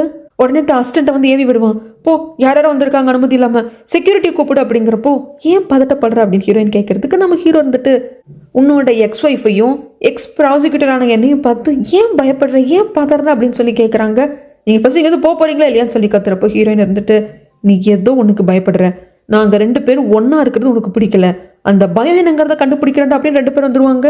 இப்போ இந்த கேஸை எப்படி ஹேண்டில் பண்ணுறதுன்னு யோசிச்சுட்டு இருக்காங்க. கண்டிப்பாக சுவி பக்கத்தில் நின்று இது பண்ண முடியாது, சுவி ஃப்ராட் வேலை பண்ணியிருக்கா, என்ன பண்ணலான்னு அப்படின்னு சொல்லி யோசிச்சுட்டே இருக்கிறப்போ அப்போ லேடி டிடெக்டிவ் வந்துட்டு, இதை பாருங்க ஒரு ஆர்டிக்கல் வந்து நான் படிச்சிருக்கேன் அப்படின்னு சொல்லிட்டு அதை கொண்டு வந்து காட்டுறாங்க. இதில் இருக்கிறவர் வந்துட்டு ப்ரொஃபஸர், ரொம்ப ஃபேமஸான ப்ரொஃபஸர், எங்கே ஃபாரின்ல எங்கேயோ இருக்கார், அமெரிக்காவா இல்லை லண்டனா அப்படிங்கிறது தெரியல, அதை மென்ஷன் பண்ணலைங்க. அவருக்கும் இடுப்புக்கு கீழே ஒரு ஆக்சிடென்டால பேரலைஸ் ஆயிருக்கு, அவர் எப்போ வீல் சேரில் தான் உட்காந்துட்டு இருப்பாரு. அந்த சமயத்தில் அவருக்கு 2வது கல்யாணம் நடந்திருக்கு. அப்படி 2வது திருமணம் நடந்த ஒரு சில வருடங்கள்லேயே அவர் அடிக்கடி ஹாஸ்பிட்டல் போயிருப்பாரு. உடம்புல வந்து திடீர்னு ஏதோ காயங்கள் ஏற்படும், அதுக்கான ட்ரீட்மெண்ட்டுக்காக போயிட்டே இருந்திருக்காரு. அப்படியே சில வருஷங்கள் கடந்து போயிருக்கு, அவர் இறந்தும் போயிட்டாரு. ப்ரொஃபஸர் இறந்து போனதுக்கு அப்புறமாக தான் ஒரு சிலருக்கு சில உண்மைகளே தெரிய வந்திருக்கு. அந்த ப்ரொஃபஸர் 2வதாக கல்யாணம் பண்ணிக்கிட்ட அந்த லேடிக்கு சைக்காலஜிக்கல் ஒரு இஷ்யூ இருந்திருக்கு. நமக்கு பிடிச்ச ஒருத்தங்களே காயப்படுத்திட்டு அவங்களோட அந்த காயம் குணமாகிற வரைக்கும் மருந்து போட்டு அவங்கள கண்ணும் கருத்துமா பார்த்துக்கிறது, அது மனுஷங்க கிட்ட மட்டும் இல்லை, அந்த லேடி வளர்த்த பெட்கிட்ட கூட அப்படிதான் இருந்திருக்கா. அதெல்லாம் அவங்களுக்கு தெரிய வந்ததுக்கு அப்புறமாக தான் அப்போது இறந்து போன அந்த ப்ரொஃபஸருக்கும் அடிக்கடி ஹாஸ்பிட்டலில் போயிட்டு இருந்தார், காயம் ஏற்பட்டுக்கிட்டே இருந்தது. ஸோ அதுவும் இவ பண்ண வேலையாக இருக்குமோ அப்படின்னு சொல்லிட்டு அப்புறம் தான் புரிய வந்திருக்கு. அப்போது அடிக்கடி இந்த ப்ரொஃபஸர் உடம்புல காயம் ஏற்பட்டது, ஹாஸ்பிட்டல் போனதெல்லாம் அது ஆட்டோமேட்டிக்காக தெரியாமல் ஏற்பட்டது கிடையாது, இவங்க 2வது கல்யாணம் பண்ணிக்கிட்ட அந்த மனைவியால் ஏற்பட்டிருக்கு அப்படின்னு சொல்லிட்டு பேச ஆரம்பிச்சிருக்காங்க. அதை பற்றின ஆர்டிக்கலை படித்து சொல்கிறப்போ இவங்க யோசிக்கிறாங்க, ஒரு வேளை சுவியோட ஹஸ்பண்ட் உடம்புல வந்து ஏற்பட்ட காயங்களுக்கு சுவிய காரணமாக இருப்பாளோ, அவளே காரணமாக இருந்துட்டு அவளே மருந்து போடுறது, அவளே பார்த்துக்கிறது அப்படின்னு சொல்லிட்டு அவள் என்னமோ கிரியேட் பண்ணுறாள், அவளுக்கு அந்த இஷ்யூ இருக்க போல இருக்குது அப்படின்னு சொல்லிட்டு இவங்களுக்குள்ள ஒரு முடிவுக்கு வராங்க. அது உண்மையாக இருக்கிற பட்சத்தில் கண்டிப்பாக நம்ம டைவர்ஸ் வாங்கி கொடுக்க வேண்டியது சுவிக்கு கிடையாது, சுவிக்கிட்ட இருந்து சுவியோட ஹஸ்பண்டுக்கு அப்படிங்கிற முடிவுக்கு நம்ம ஹீரோயின் வராங்க. அப்போ ஹீரோ என்ன கேட்குறாங்க அப்படின்னா, இதை பாரு சுவியோட ஹஸ்பண்டுக்கு டைவர்ஸ் வாங்கிக்க வேண்டாம், அன்றைக்கி நம்ம வீட்டுக்கு போய் பேசினப்போ அவர் தெளிவாக சொல்லிட்டார் இல்லையா, எப்படி அப்போ நம்ம அவருக்கு டைவர்ஸ் வாங்கி கொடுக்கறத பற்றி பேச முடியும் அப்படிங்கிறப்போ, இல்லைங்க நம்ம அவர்கிட்ட கொஞ்சம் விளக்கமாக தெளிவாக சொல்லணும்னு நம்ம ஹீரோயின் சொல்கிறாங்க. இங்கே சீனை அப்படியே கட் பண்ண சுவியோட வீட்டை தான் காட்டுறாங்க. இதுக்கப்புறம் பீக்கு காசு கொடுக்க மாட்டேன், அதெல்லாம் எக்ஸ்போஸ் ஆயிடுச்சு இல்லையா, வேற எங்கேயோ ரெடியாகி கிளம்பிட்டு இருக்கா. அந்த சமயத்தில் இவர் கேட்குறாரு, எதுக்கு தேவையில்லாமல் நம்மளுக்குள்ள டைவர்ஸ் பண்ணிக்கலாம் அப்படி இப்படின்னு சொல்லி இது பண்ணிட்டு இருக்கேன், இதுவும் உன்னோட வீடியோ போஸ்ட் பண்ணுறதுக்கான ஏதாவது ட்ராமாவா, அதனால லைக்ஸ் வருமானு பார்க்குறியா அப்படிங்கிறப்போ, ஓகே உங்களுக்கு டைவர்ஸ் வேணுமா வாங்கிக்கலாம் அப்படிங்கிறப்போ, நான் என்ன பேசிட்டு இருக்கேன் நீ என்ன பேசிட்டு இருக்க, எங்கேயும் போகாத நான் உங்ககிட்ட பேசணும் அப்படின்னு சொல்லிட்டு சுவியோட கையை பிடிக்கிறப்போ சுவி அப்படியே கையை உதறி விட்டு இவரை தள்ளி விட்டுருவா. வீல் சேர்ல இருந்த மனுஷன் கீழே விழுந்துருவாரு. இவ கையில இருந்த பேக் தள்ளி போய் விழுந்துடும். புருஷன் விழுந்தது கூட பார்க்காம, அதுவும் அவரால் முடியாம இருக்காருன்னு கூட பார்க்காம, ஐயோ பேகுக்கு என்ன ஆச்சு, இது எவ்வளோ காஸ்ட்லி தெரியுமான்னு சொல்லிட்டு பேகை தான் போய் பாப்பா. பேகை எடுத்துட்டு அவ பாட்டுக்கு கிளம்பிடுவா. இவரை மறுபடியும் வீல் சேர்ல உட்கார கூட வைக்க மாட்டா. இவருக்கு என்ன பண்றதுன்னு தெரியல. நம்ம ஹீரோயினுக்கு தான் கால் பண்ணி வர சொல்லியிருப்பாங்க. நம்ம ஹீரோயின் வந்துட்டு, ஓகேங்க நாங்கள் உங்க வீட்டுக்கு வெளியே தான் இருக்க டோர் கிட்ட வந்துட்டோம் அப்படிங்கிறப்போ, கொஞ்சம் தப்பா எடுத்துக்கலன்னா ஃபர்ஸ்ட் ஃப்ளோர் வரைக்கும் வர்றீங்களா அப்படின்னு சொல்லுவாங்க. வந்து பார்த்தா தான் பதறி போயிடுவாங்க. சாரி உங்களை கஷ்டப்படுத்துறதுக்கு என்ன மன்னிச்சிருங்க, இன்னைக்கு என்னோட செக்ரட்டரி வந்து லீவு, எனக்கு வேற யாரு கூப்பிடுறதுன்னு தெரியல, அதனால தான் அப்படிங்கிறப்போ, உங்கள் ஒய்ஃப் அப்படின்னு ஆரம்பிக்கிற சமயத்தில் ஆக்சுவலாக அவள் ஒரு முக்கியமான விஷயத்துக்காக வெளியே கிளம்பிட்டு இருந்தா, என்கிட்ட இருந்து டைவர்ஸ் வாங்குறத பற்றி பேசினா இல்லையா, அதை பற்றி டிஸ்கஸ் பண்ணலாம் அப்படின்னு சொல்லிட்டு நான் அவகிட்ட பேசிட்டு இருந்தேன். அவள் கொஞ்சம் கோவமாக கிளம்பிட்டா. ஸ்டாப் பண்ணுறதுக்காக போகிறப்போ நான் தான் தவறி விழுந்துட்டேன். நான் விழுந்தது அவளுக்கு கூட தெரியாது. என்னோட செக்ரட்டரி வேற லீவு, வேற யாருக்காவது என் ஃப்ரெண்ட்ஸுக்கெல்லாம் கால் பண்ணி ஏதாவது கூப்பிடலாம் அப்படின்னா அது வேற மாதிரி சீன் ஆகிடும். தேவையில்லாமல் எங்கள் ரிலேஷன்ஷிப்பையே வந்து ஏதோ பிரச்சனை இருக்கிற மாதிரி பார்ப்பாங்க. அதனால தான் உங்களை கூப்பிட்டேன் அப்படிங்கிறப்போ நம்ம ஹீரோயின் வந்துட்டு ரொம்ப பேச மாட்டாங்க. ஒரே ஒரு கேள்வி கேட்பாங்க. ஏங்க இப்போ உங்களுக்கு ஏற்பட்ட இந்த அடி காயங்கள் இதெல்லாம் வந்து நேச்சராக நடந்ததா இல்லை உங்கள் ஒய்ஃபே வாண்டடாக பண்ணுறதா அப்படிங்கிறப்போ அப்படி ஒரு பார்ப்பார். அதாவது நான் டைரெக்டாகவே கேட்டுடுறேன், உங்கள் ஒய்ஃப் உங்கள் மேலே வயலன்ஸ் யூஸ் பண்ணியிருக்காங்களா அப்படிங்கிறப்ப இவர் இல்லைன்னு சொல்லிடுவாங்க. இவங்க கிளம்பி ஆஃபீஸ்க்கு வந்துடுவாங்க. லேடி டிடெக்டிவ்கள்லாம் மண்டையே வெடிக்கிற மாதிரி இருக்கும். சாலிடான எவிடன்ஸ். அவெல்லாம் மனுஷ ஜென்மமே கிடையாது. அவள் புருஷன் கூட பேசிட்டு இருந்திருக்கா, அதனால தான் அவர் விழுந்திருக்காரு. அவள் அப்படி விட்டு போயிருக்கா.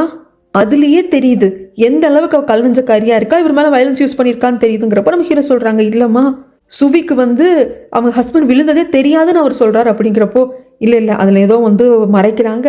சரி அவர் கீழே விழுந்துட்டாலும் சுவி அப்போ தானே போயிருப்பா, கத்தி சுவின்னு கூப்பிட்டுருக்கலாம் இல்லையா, அவள் பதறி அடிச்சு ஓடி வந்து புருஷனை பார்த்துருக்கணும் இல்லையா. அப்படி இவர் கூப்பிட்டு அவள் கண்டு காணாமல் போயிருக்கா அப்படின்னா அப்போ ஏதோ பெரிய பிரச்சனை இருக்குது. கண்டிப்பாக அவள் வந்து இவரால் முடியாது, நம்மளை விட்டு இவர் போகவும் முடியாது, நம்மளை எந்திரிச்சு இவரால் தாக்கவும் முடியாதுங்கிறதுனால வயலன்ஸை யூஸ் பண்ணுறோம் அப்படின்னு சொல்லிட்டு லேடி டிடெக்டிவ் ஏதோ கனால பார்த்த மாதிரி ரொம்ப ஸ்ட்ராங்காக சொல்லுவாங்க.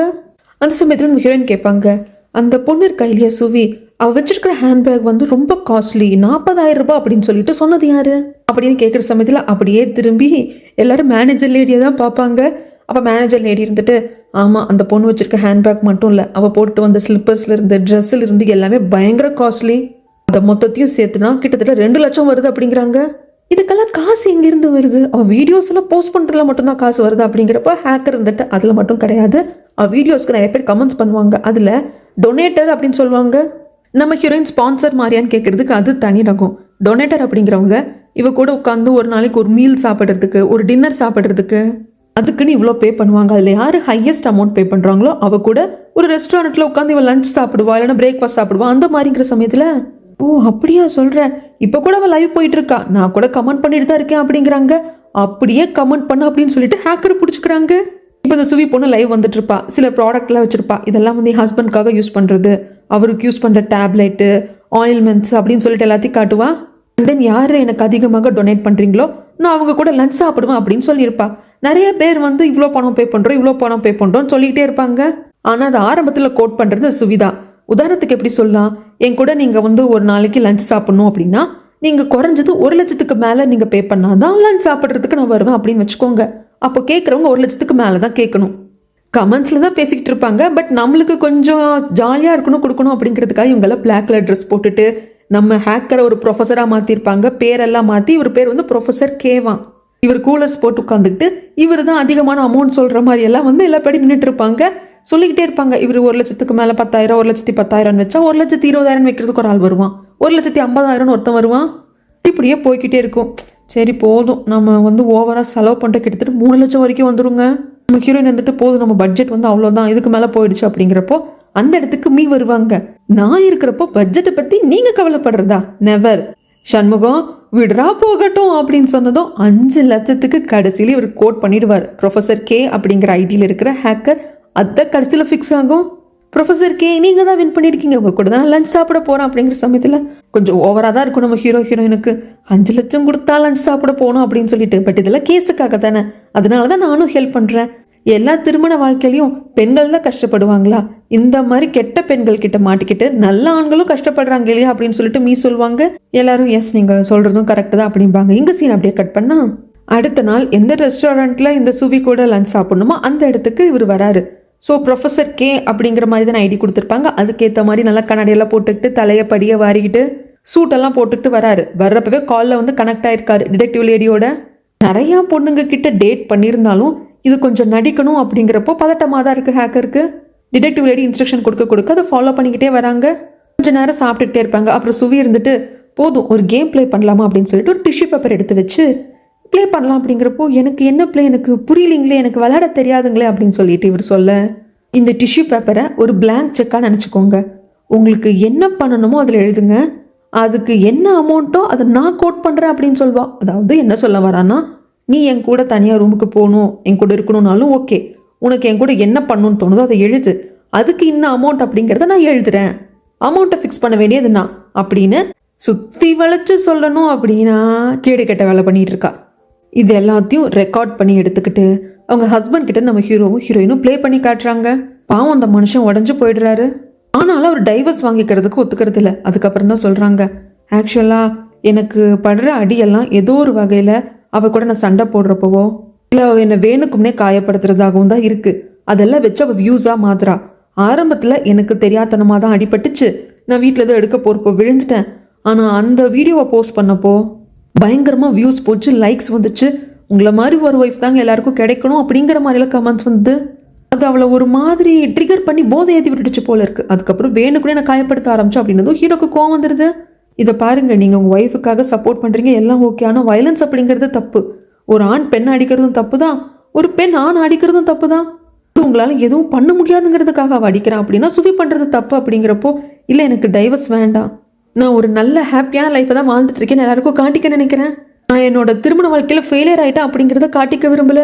என்னோட ஃப்ரெண்ட்ஸ் ஃபேமிலி எல்லாம் நான் நல்லா சந்தோஷமாக இருக்கேன்னு நினச்சிட்டு இருக்காங்க, அப்படியே இருக்கட்டும். அப்படிங்கிறப்போ நம்ம ஹீரோயின் சொல்லுவாங்க, இதை பாருங்க, டைவர்ஸ் வாங்குறது ஒன்றும் பாவ செயல் கிடையாது, அது இப்படிப்பட்ட மனைவி கிட்ட இருந்து வாங்குறது ஒன்றும் தப்பு கிடையாது அப்படிம்பாங்க.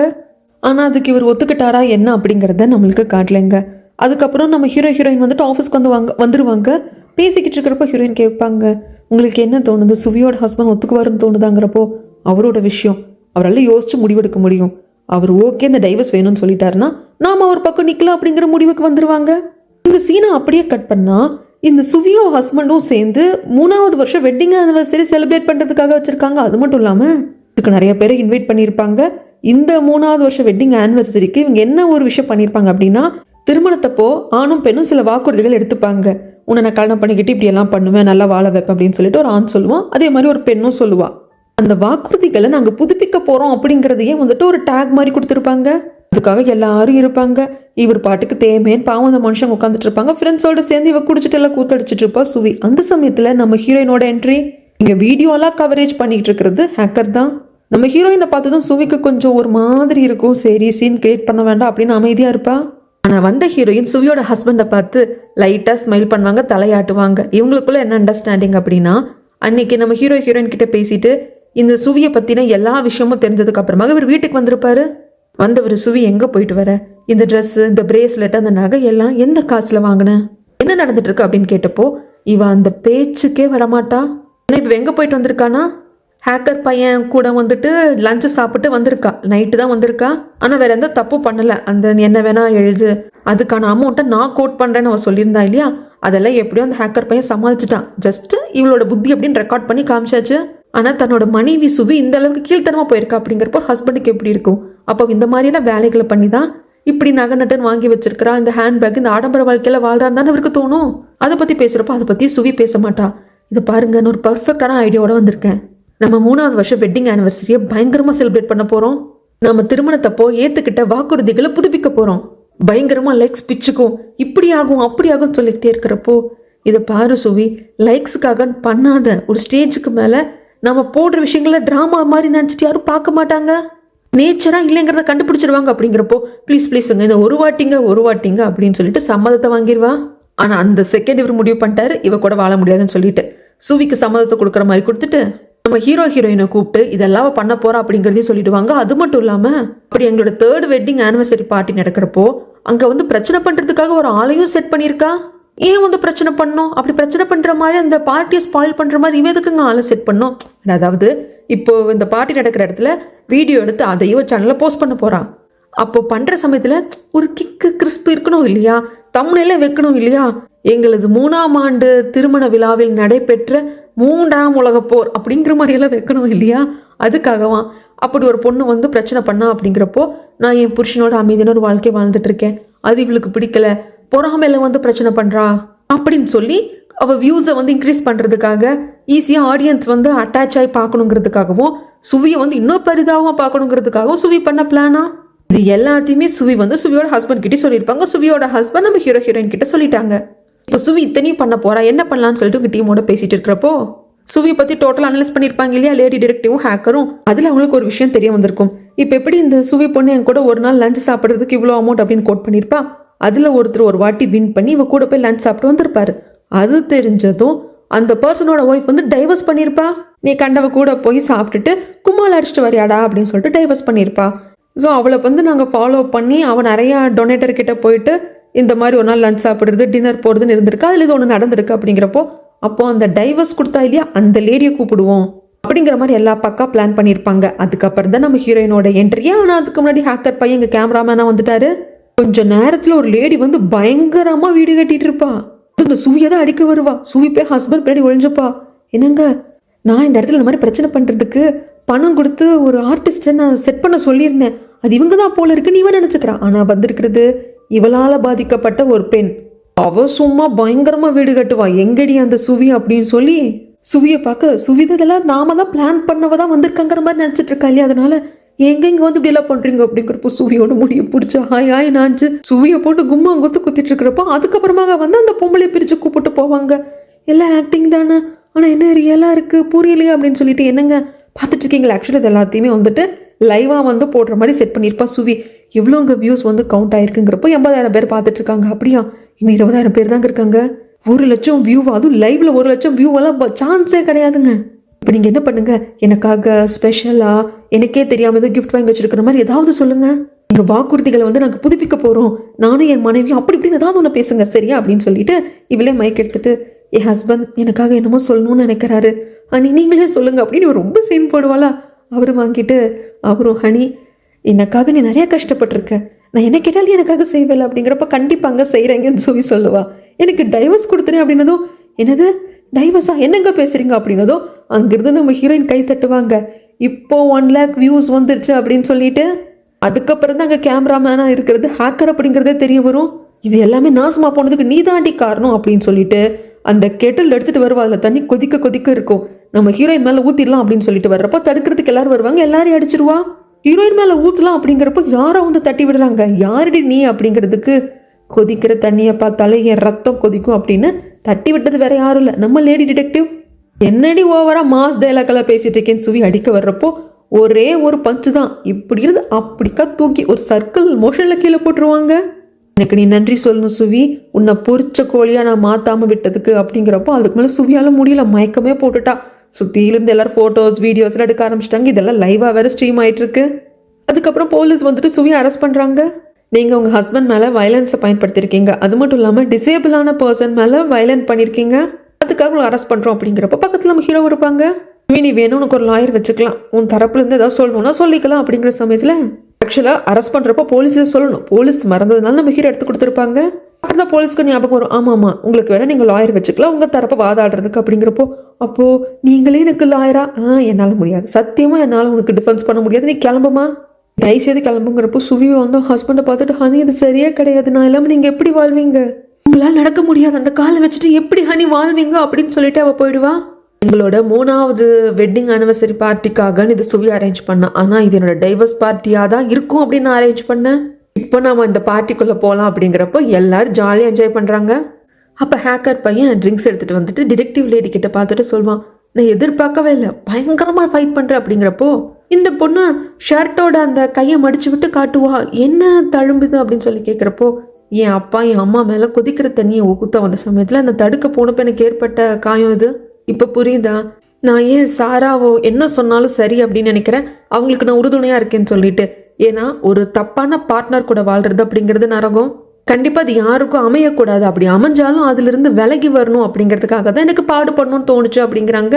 ஸோ நம்ம சாரா பின்னாடி லேடி டிடெக்டிவ் வர்றதுக்கும் சாரா என்ன சொன்னாலும் ட்ரஸ்ட் பண்ணுறதுக்கும் இதுவும் ஒரு காரணம் அப்படிங்கிறது லேடி டிடெக்டிவ் சைட்லேருந்து நம்மளுக்கு தெரிய வருது.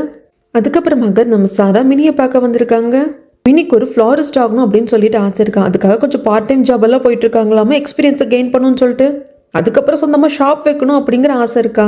ஆக்சுவலாக என் லைஃப்பில் ஃபர்ஸ்ட் டைம் நானே வந்து ஏர்ன் பண்ணுறேன், அந்த நம்பிக்கை எனக்கு கொடுத்தது நீங்கள் தான் சாரா அப்படின்னு சொல்லிட்டு ஒரு பேக்கு கொடுப்பாங்க. அதில் என்ன ஏதுன்னு பார்த்தா இது நம்ம எக்ஸ் ஹஸ்பண்டோட சில ஃபைல்ஸ் என் அப்பா வச்சுருந்தது, அதை நான் எடுத்து உங்களுக்காக வச்சுருக்கேன் அப்படின்னு சொல்லிட்டு கொடுக்குறாங்க. இங்கே சீனை அப்படியே கட் பண்ணால் இவங்க லா ஸ்கூல் கட்டணும்னு நினச்சாங்க இல்லையா, அதுக்கான பில் வந்து நெக்ஸ்ட் வீக் பாஸ் ஆகிடும். அதை பாஸ் பண்ண வேண்டிய இடத்துல யார் இருந்தாங்கன்னா மினியோட அப்பா தான் இருந்தாங்க. ஆனால் அவர் ஜெயிலுக்கு போயிட்டார் ஏதோ பிரச்சனைனால. ஆனால் இந்த ஜுடிஷியரி கமிட்டியோட மற்ற மெம்பர்ஸ் கிட்டே எல்லாம் பேசி பில்லை பாஸ் பண்ண வச்சாச்சு, அடுத்த வாரம் பாஸ் ஆகிடும். ஆனால் அதுக்காக இவங்க கொஞ்சம் பணம் செலவு பண்ணியிருப்பாங்க. இந்த 4 மெம்பர் சொசைட்டி இருக்கு இல்லைங்களா, அதில் ஒருத்தர் எல்லாத்தையும் கால் பண்ணி பீக்குக்கு சொல்லிட்டு இருக்காங்க, இந்த இடத்துல நம்ம பணத்தை வச்சு சமாளிச்சிட்டோம், ஆனால் நேஷனல் அசம்பிளியில் பணத்தை வச்சு நம்மளால் சமாளிக்க முடியாது அப்படிங்கிற சமயத்தில் கண்டிப்பாக நேஷனல் அசம்பிளியில் நானும் ஒரு மெம்பர் ஆகிடுவேன், அப்படி நான் ஆயிட்டேன் அப்படின்னா நிறைய விஷயங்களை நம்ம சாதிக்க முடியும் அப்படின்னு சொல்லிட்டு இந்த பீக் சொல்லுவான். அது கேட்டுட்டு இருக்கிற அந்த ஆளும் ஆமான்னு சொல்லிட்டு அதுக்கப்புறம் காலை கட் பண்ணிடுவாங்க. அந்த சமயத்தில் சார் இது நீங்கள் பார்க்கணும்னு அசிஸ்டன்ட் கொண்டு வந்து டேப்ல ஒரு நியூஸை காட்டுவாங்க. எந்த பொண்ணை வச்சு எப்படியாவது ஹீரோவை மயக்கி ஹீரோவை ஒரு கெட்ட ஆளாக காட்டி ஹீரோயின் கிட்ட இருந்து பிரிச்சிடலாம், இதுக்கப்புறம் இந்த விக்டிம் பொண்ணோட கேஸையும் ஹீரோ நோண்டாத மாதிரி பார்த்துக்கலாம் நினைச்சாங்களோ, கடைசியில் சுவியும் ஹஸ்பண்டுமே டைவர்ஸ் வாங்கிட்டாங்க. இந்த நியூஸை படிச்சதுக்கு அப்புறமாக உடனே ஹீரோயினுக்கு கால் பண்ணுறாங்க. ஹீரோயினும் அட்டன் பண்ணுறாங்க. இதை பாரு, நீ ஹீரோவை நம்பாத, அவன் ஒன்று யூஸ் பண்ணிட்டு இருக்கான், அவன் எதுக்காக உங்ககிட்ட வந்து வேலை செஞ்சுட்டு இருக்கான் அப்படிங்கிற உண்மையை நான் சொல்கிறேன். அதுக்கு நீ என்னை ட்ரஸ்ட் பண்ணு, நானும் நீ தனியாக மீட் பண்ணி பேசலாம் அப்போ சொல்கிறேன். அப்படிங்கிறப்போ உங்ககிட்ட பேசுறதுக்கெல்லாம் எனக்கு வேலையே இல்லையா, வாயை மட்டும் ஃபோனை விடான்னு சொல்லிட்டு உங்கள் காலை கட் பண்ணிடுவாங்க. அதுக்கப்புறம் மினிக்கிட்ட இருந்து சில ஃபைல்ஸ் வாங்கிட்டு வந்தாங்க இல்லையா, இந்த பீக்கு பற்றின ஃபைல்ஸ். அதை பார்க்குற சமயத்தில் இந்த 4 மெம்பர்ஸ் சீக்ரெட் சொசைட்டி அப்படிங்கிற ஒரு ஃபைல் இருக்குது. அது யார் என்ன அப்படிங்கிறது நம்மளுக்கு தெரியும். அதில் இந்த பீக்கையும் சேர்த்து தான் 4 மெம்பர்ஸ், அந்த ப்ரொஃபஸரையும் சேர்த்து 5 மெம்பர்ஸ். ஆனால் ப்ரொஃபஸர் அந்த டீமில் இருந்த சமயத்தில் கொஞ்சம் ஹைடாகவே தான் இருந்தார். அதனால அவரோட பேர் மட்டும்தான் இங்கே இருக்குது. இதை பற்றி தன்னோட லாயர் ஃப்ரெண்டு கிட்ட நம்ம ஹீரோயின் கேட்குறாங்க. பேருக்கு தான் இது சீக்ரெட் சொசைட்டி, ஆனால் இதை பற்றி எல்லாருக்குமே தெரியும். 3 லா ஸ்கூல் கட்டுறதுக்காக 5 பேர் இருக்கக்கூடிய சீக்ரெட் சொசைட்டியை உன் ஹஸ்பண்ட் தான் வச்சு பார்த்துக்கிட்டு இருந்தான். அதில் அவனோட சேர்த்து தான் 5 பேர். அதில் தான் ப்ரொஃபஸர் அப்படிங்கிற ஒருத்தர். ஆனால் மொத்தம் 4 பேர், இந்த பிக்யூ சேர்த்து 4 பேர். அவங்கள பற்றி தான் இந்த ஃபைல் இருந்தது. அப்படிங்கிறப்போ எஸ், அந்த ப்ரொஃபஸரை பற்றி இருந்திருக்காரு. ப்ரொஃபஸரோட சேர்த்து 5 பேர் சீப்பான லேண்ட்ஸ் எல்லாத்தையும் வாங்கி, அப்படி அந்த லேண்ட்ஸ் எல்லாத்தையும் வாங்க முடியலன்னா அங்கே இருக்கிறவங்க எப்படியாவது காலி பண்ண வச்சு ஏதாவது பண்ணி அந்த இடத்த எல்லாத்தையும் வளைச்சு போட்டு லா ஸ்கூல் கட்டுறதுக்காக இவங்க பயங்கரமாக பிளான் பண்ணியிருக்காங்க. இதில் பில்லியன் கணக்கில் இன்வெஸ்ட்மெண்ட் நடந்திருக்கு. இன்னும் சொல்ல முடியாத அளவுக்கு நிறைய விஷயங்கள் இருக்குது அப்படிங்கிறாங்க. சரி, அந்த ப்ரொஃபஸரை பற்றி ஏன் வேறு எந்த டீட்டெயில்ஸும் இல்லை அப்படிங்கிறப்போ அந்த இடத்துல தான் உனக்கு உடம்பே புல்லரிச்சு போகிற மாதிரி ஒரு விஷயம் நடக்கும். அந்த ப்ரொஃபஸர் சூசைட் பண்ணிட்டு இப்போ ஹாஸ்பிட்டல் சீரியஸான கண்டிஷனில் இருக்காரு. அவர் வேற யாருமே கிடையாது, நம்ம ஹீரோ ஒரு ப்ரொஃபஸர் விசாரிச்சாருங்க இல்லையா, அந்த ப்ரொஃபஸர் தான் அந்த டைமில் தான் சூசைட் பண்ணிட்டு இப்போ ஹாஸ்பிட்டலில் இருக்காங்க அப்படிம்பாங்க. இது நம்ம ஹீரோயினுக்கு தெரிஞ்சதும் அப்போது அந்த ப்ரொஃபஸரை இன்வெஸ்டிகேட் பண்ணிட்டு இருந்தப்போ தான் நம்ம ஹீரோ இன்வெஸ்டிகேட் பண்ணிட்டு இருந்தப்போ தானே சூசைட் பண்ணாரு. அதை பற்றி நம்ம ஹீரோ கிட்ட பேசலான்னு வராங்க. உங்களுக்கு 5 மெம்பர்ஸ் சீக்ரெட் சொசைட்டி பற்றி தெரியுமா, அதில் பீக்கும் ஒருத்தன், அவங்க லா ஸ்கூல் கட்டுறதுக்காக நிறைய பிளான் எல்லாம் பண்ணிட்டு இருந்தாங்க அப்படின்னு தெரியுமாங்கிறப்போ ஹீரோக்கு நல்லா தெரியும். பட் இருந்தாலும் எனக்கு அந்தளவுக்கு தெரியாது, லைட்டாக கொஞ்சம் ஆசல் பொடிசலாக தெரியும் அப்படிம்பாங்க. உண்மையை சொல்லுங்கள், உங்களுக்கு என்னமோ தெரிஞ்சிருக்கு, மறைக்காமல் உண்மையை சொல்லுங்கள் அப்படிங்கிறப்போ ஹீரோ அதெல்லாம் ஒன்றும் இல்லை, எனக்கு தெரியாது அப்படின்னு அவரோட டைரியை நோட் பண்ணிட்டு இருப்பார். இந்த கேஸை பற்றி தான், விக்டிம் பொண்ணோட இறப்பு, ப்ரொஃபஸரோட அந்த சூசைடு, அவர் வந்து சாகலைங்க, ஹாஸ்பிட்டலில் இருக்காரு, அப்புறம் இந்த பீக்கை பற்றி, இது எல்லாத்தையுமே அந்த டைரியில் நோட் பண்ணிகிட்டே இருந்திருப்பார் இல்லையா. அதை அப்படியே எடுத்து வைக்கலாம் அப்படிங்கிறப்ப டக்குன்னு ஹீரோயின் பிடிங்கி படிக்க பார்ப்பாங்க. அதில் இந்த கேஸை பற்றி நிறைய விஷயங்கள் எழுதியிருக்கு.